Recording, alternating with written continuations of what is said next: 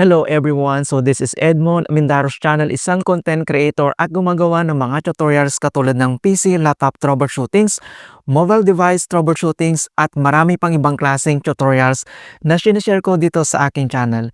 At kung bago ka lang sa aking YouTube channel, so please huwag mong kakalimutan mag-like, share at subscribe at i-click mo na rin yung bell notifications para ma-update ka sa aking mga bagong videos and tutorials.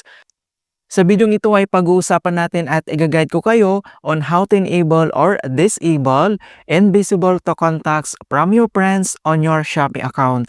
So ano bang ibig sabihin nito na isang privacy settings dito sa Shopee?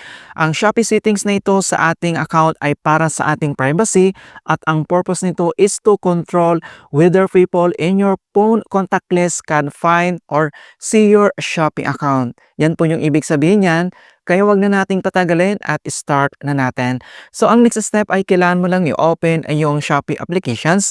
Kapag na-open mo na, so dito lang sa baba ay kailangan mo lang i-tap dito or i-click mo lang yung Meet Profile na makikita dito sa bottom right corner. And then once na-open mo na yung Shopee homepage profile mo, so dito lang sa top right corner, makikita mo dito yung icon settings katabi lang ng basket. So tap mo lang yan. At kapag natap mo na yung icon settings, makikita mo kaagad dito yung account settings. And then next step ay dito lang sa settings, kailangan mo lang i-select dito yung privacy settings. So i-click mo lang yan.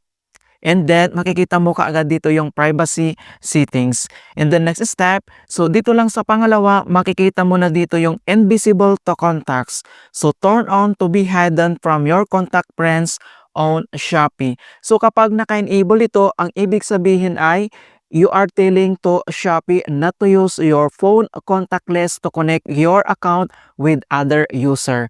So, nandito sa right corner lang yung kanyang button kung gusto mong naka-enable ito or i-disable. So, itoggle on mo lang yung kanyang button. Ayan. Kung gusto mong naka-enable, itoggle on mo lang siya. Kung gusto mo namang disable, so itoggle off mo lang siya. So, very simple lang talaga.